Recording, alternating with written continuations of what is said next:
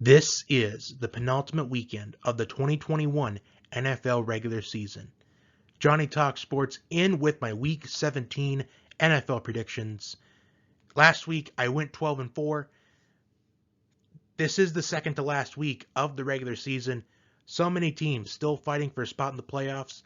Other teams have their season on the line this weekend. So let's get right into these Week 17 predictions. Now, there are a couple of games that will have no impact whatsoever on the playoff race, so I'm going to skip through those. Kicking things off with Atlanta and Buffalo, the Bills are coming off of a big win last week against the Patriots to take the lead in the AFC East, while the Falcons, they narrowly escaped the Lions last week.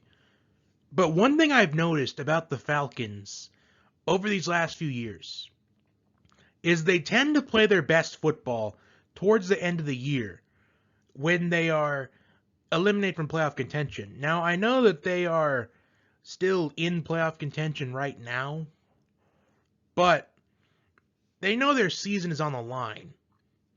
Their playoff hopes on the line in this game. And right now, the Bills are a 14.5-point favorite. But with the way Atlanta plays football down the stretch in the year, I think the Falcons at least keep this game close. For example, they took Kansas City to the wire last season. And in 2015, they gave the Panthers their only loss of the regular season in the second to last week of the year. So the Bills will win this game, but the Falcons will surprisingly keep this game close. Now I'm going to skip this one, the New York Giants and Chicago, because both of these teams are out of playoff contention. Although I will say that this is a battle between two head coaches that are on the hot seat. Perhaps the winner of this game may return for next season. So I'm going to go Chicago. The Giants, I feel like they're going to move on from Joe Judge at the end of this season.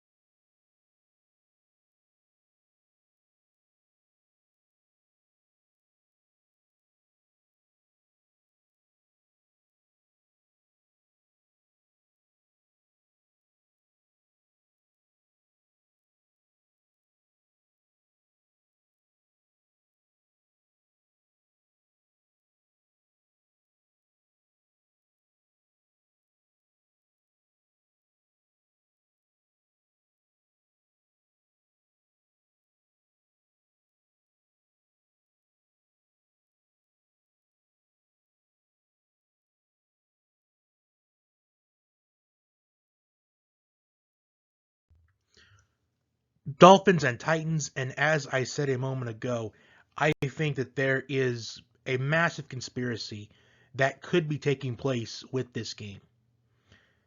Now, hear me out on this one. I was going through some scenarios on the NFL playoff predictor, and one scenario that I had was that the Dolphins beat the Titans this week, the Patriots beat the Jaguars this week, and it could potentially set up a showdown in Week 18 between the Dolphins and the Patriots in a win-and-you're-in game where the winner is in and the loser is out of the playoffs completely. And in Week 18, there always has to be a game that gets flexed to primetime Sunday night on NBC that has massive playoff implications on the line. And what better way to do that than to have the Dolphins and the Patriots square off in a win-and-you're-in game? And think of the storyline for it. The Dolphins, assuming that they beat the Titans, they will have won 8 games in a row after starting off the season 1-7. While the Patriots, with Bill Belichick, looking to bounce back after a bad year last year with the COVID-19 year and a lot of opt-outs, new quarterback situation. And if you think about who's on the other side, Brian Flores, Dolphins coach that worked under Bill Belichick the last time the Patriots won the Super Bowl. And I don't think of any better storyline than that for a Week 18 win-and-you're-in game between the Patriots and the Dolphins, where the loser would miss the playoffs completely. Either that or it's going to be probably the Cowboys and Eagles for primetime Sunday night, but it's going to be one of those two games that gets flexed, I bet. But I'm going with the Dolphins here. And I know the Titans, they are coming off that big win against San Francisco, and A.J. Brown came back in the lineup and was an absolute monster in that game. But the Dolphins defense, they've had, I believe, about 36 sacks during their 7-game winning streak, which is the most in the NFL in that span. So their defense is playing lights out in their winning streak. And I know A.J. Brown being back in the lineup and all, but who do the Titans have on offense other than A.J. Brown? And I think the Miami defense is going to get to Ryan Tannehill. I think they're going to force him to make mistakes. I think the Dolphins, they pull off the win against Tennessee, keeping their playoff hopes alive for this week. Las Vegas and Indy. As Indianapolis, they put unVAXxed quarterback Carson Wentz on the virus list, so he will not be playing this Sunday. It's going to be Sam Ehlinger at quarterback for the Colts. The Raiders, they kept their playoff hopes alive last week, but I expect a heavy dose of Jonathan Taylor in this matchup. I'm anticipating Jonathan Taylor gets about 30 carries in this game. Now, what does he do with it? That is the question. Even though Jonathan Taylor has had a great season, the Raiders' run defense was good last week. However, the Colts' offensive line, despite missing some key offensive linemen last week, Jonathan Taylor still managed to run for over 100 yards. So, assuming that the Colts, they get some O-linemen back, including Quentin Nelson, I think Jonathan Taylor has a big game this week for Indy, and I think he leads the Colts to victory here. So I'm going with Indy. Next game, we have the Jaguars and the Patriots. The Patriots are on kind of a losing skid right now, and this is the worst time to have a losing skid right when you're in the playoff race, right when you're in contention of getting a spot in the playoffs. But I think they bounce back against a weak Jaguars team. Their only good player on offense this season so far, James Robinson, placed on IR with the torn Achilles, so he is out for the season. So I think New England takes this game easily. Next, we have Tampa Bay and the New York Jets, and this is another simple pick. So at least these last two picks have been simple. I think Tampa Bay dominates this game. So really moving on here. Moving on to the Eagles and Washington football team, and what a pitiful performance by Washington this past weekend on Sunday Night Football.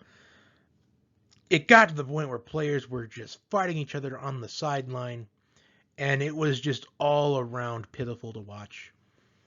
While the Eagles, they picked up a win last week against the Giants, but Miles Sanders out for this game with a hand injury, and it is unknown if he is going to miss any time further. But either way, I think the Eagles, they pick up this win here. Washington has just looked pitiful in these last few weeks, as I can't really see any way Washington wins this game against an Eagles team that has been looking really well in this second half of the year. They got off to a slow start, but they are crawling their way into the playoffs. In fact, they are right now in the playoffs if they were to begin right now. But unfortunately for the Eagles and their fans, they aren't. So the Eagles, they pick up this win to set up a potential win and you're in showdown with the Cowboys next week. Moving on to the Rams and the Ravens, it's unknown at this point if Lamar Jackson will return this week. The Ravens, they are holding out hope that he will return this week. I feel like even if Lamar Jackson does play in this game, how effective will he really be?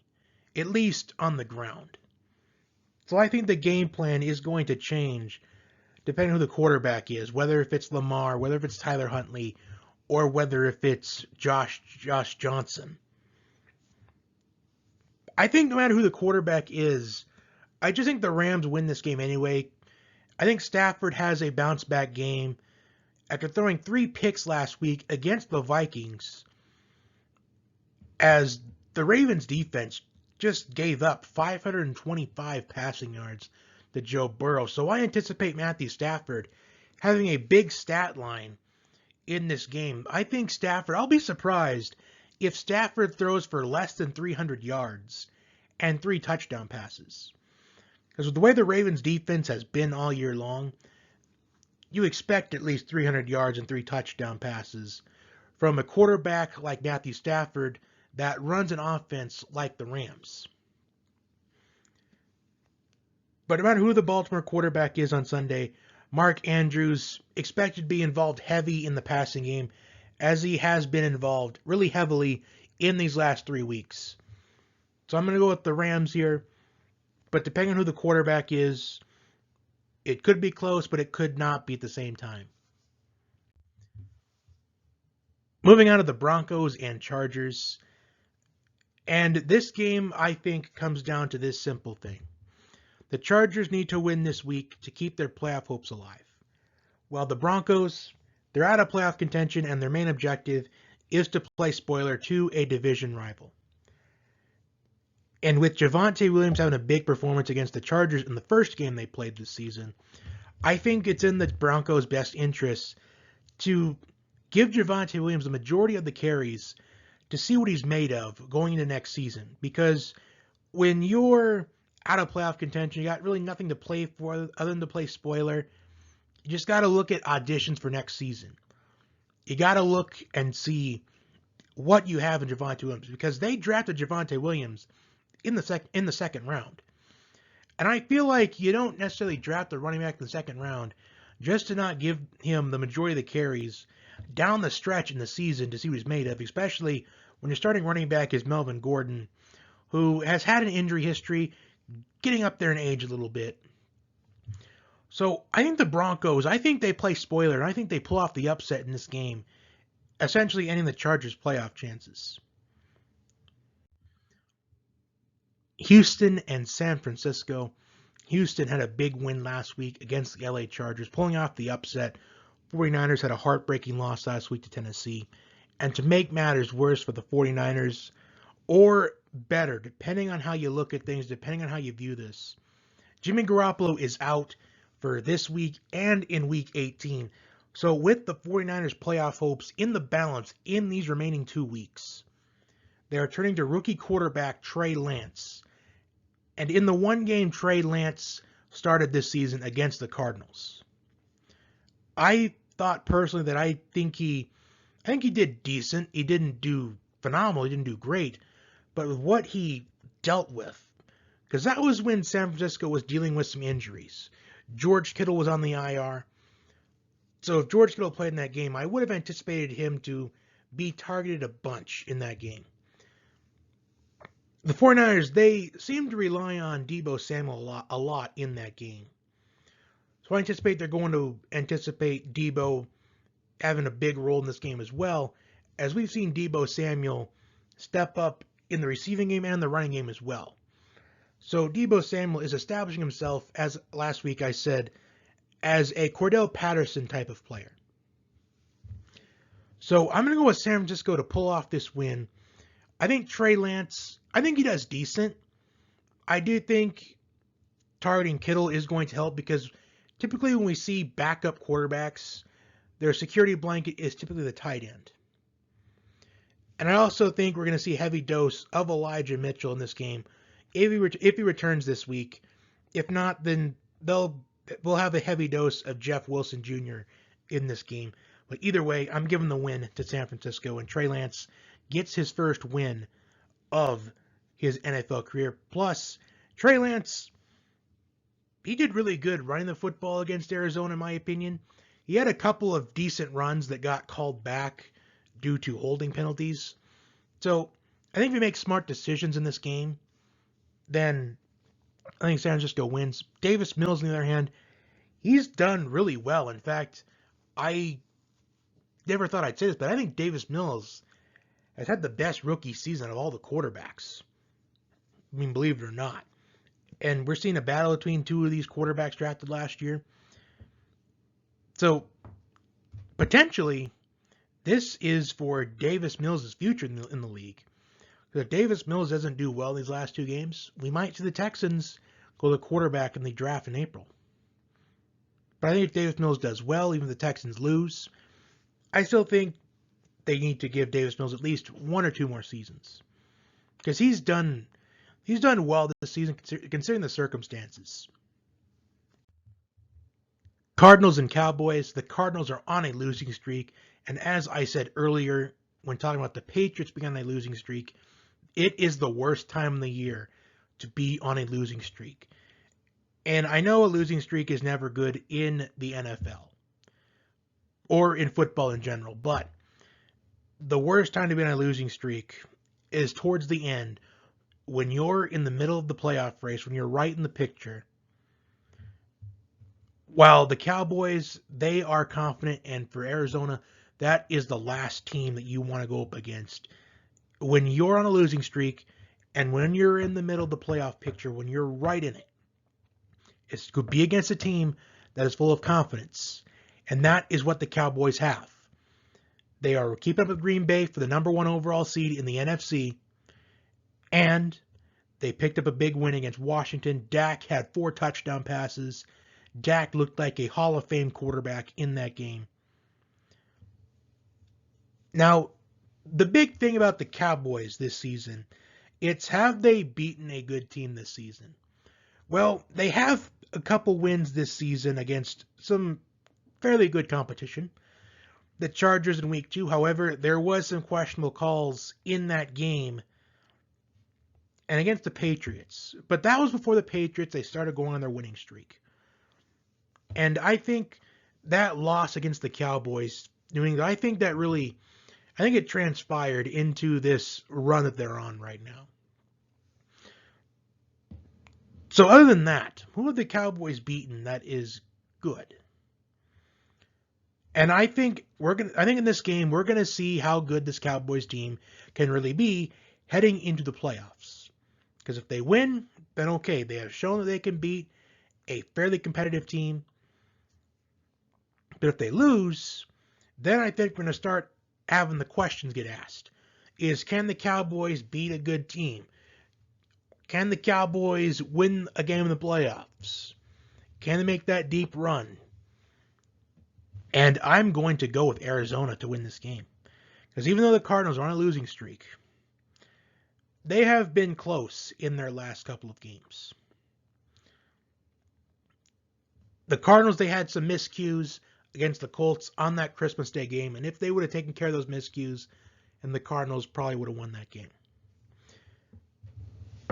And I know that Dallas, they tend to play better at home.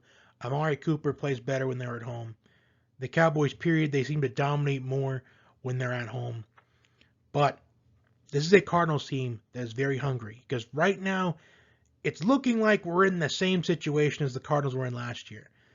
They're right in the thick of the playoff race, and then they have a bad end to the year and miss the playoffs. So they need to bounce back and redeem themselves. So I'm going with Arizona to pull off the upset. Carolina and New Orleans. The Saints, a loss on Monday Night Football to the Dolphins as they were down to QB4 in Ian Book, the rookie out of Notre Dame. Now, despite the bad performance on Monday night for the Saints, a bright spot for them was their defense. Because their defense, they did everything they could in that game. They just couldn't get the support from their offense. So the Saints defense is still one of the best defenses in the league. Despite sometimes having inconsistencies, Saints defense is still one of the best in the league. And the Dolphins, they kept the ball away from the Saints offense throughout most of the night, if not the entire night. And it is expected that Taysom Hill returns this week after missing last week due to the COVID-19. And the Saints, I think they keep their playoff hopes alive this week against the Panthers team that is playing for pride at this point and is playing spoiler. But as long as the Saints defense, as long as they show up again this week, then the Saints will win this game. Because worst case scenario is the Saints win a low scoring game. And so I'm going with New Orleans to keep their playoff hopes alive. Lions and Seahawks. The Lions, they have been playing competitive football all season long. Despite their record, they have come close in a couple of games. In fact, last week against Atlanta, close game. Steelers, close game. The Bears on Thanksgiving, close game. The first Vikings game, close game. So the Lions, they could have about 6 or 7 wins this season so far. And I think the fact the Lions are playing so competitively in these games, I think that it shows the Lions, they might have a bright future here. I mean, Amon-Ra St. Brown, the rookie wide receiver, he's got some potential. But I'm going to go with Seattle here. Really no reason whatsoever, but I expect the Lions to play another close game this week. But I'm going with Seattle. Moving on to the Vikings and Packers, an NFC North showdown on Sunday Night Football. The Vikings look to keep their playoff hopes alive, while the Packers look to close in on that number 1 seed in the NFC playoffs.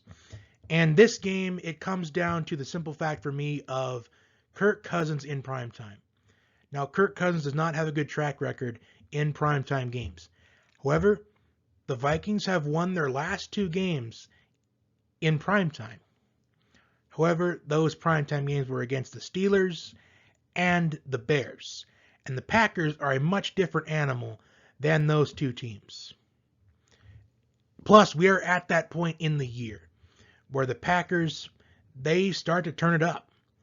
The later on the season gets, the better Green Bay plays, the better Aaron Rodgers plays. And the fact that the Packers, they have an opportunity to close in on that number 1 seed in the NFC playoffs, I think Aaron Rodgers and the Packers, they completely capitalize on that. Let's also add in the Packers, they do have a little bit more extra rest to their advantage. And the last thing you want when you're against Aaron Rodgers is to have him have some sort of an advantage.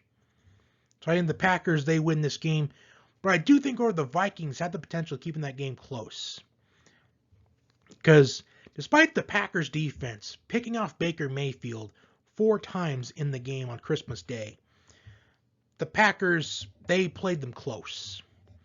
So I think if Kirk Cousins, if he plays perfectly again for the Vikings this weekend, then I think the Vikings can upset the Packers once again this season. But I just think Aaron Rodgers this is the type of game where he throws for 4 touchdown passes. I think Davante Adams is a big game as well, like he did on Christmas Day last week, because Davante Adams always does well against the Vikings. So I'm going to go with the Packers. Week 17 wraps up with the Browns and Steelers on Monday Night Football. Essentially an elimination game for the playoffs. Because both these teams, they know that their season is on the line, their playoff hopes on the line in this game. Now, despite the Browns losing the Packers last week and Baker Mayfield throwing 4 interceptions, the Browns kept that game close. They were mainly carried by the running game led by Nick Chubb, while the Steelers got embarrassed by Kansas City on national TV last week, 36-10. And with both of these teams with their playoff hopes on the line, the Steelers especially, with Ben Roethlisberger in his final year with the Steelers, most likely, as he's pretty much confirmed he won't be with the Steelers next season, or he may not even be in the NFL at all next season. So this could be Big Ben's last season. I honestly think that it is. I think there's no way that Big Ben is going to want to go out this way, having his playoff hopes ended by the same team that ended his playoffs last year. I just think there's no way. The Steelers may be a 3-point underdog in this game, but they will win this game because there is no way, with their season on the line, that they lose this one. So I think the Steelers, they win this showdown 23-20. And those are my predictions for Week 17 of the NFL season. For review, I have the Bills, Bears, Chiefs, Dolphins, Colts, Patriots, Buccaneers, Eagles, Rams, Broncos, 49ers, Cardinals, Saints, Seahawks, Packers, and Steelers this week. Like, share, comment, subscribe. Until next time, have a wonderful day.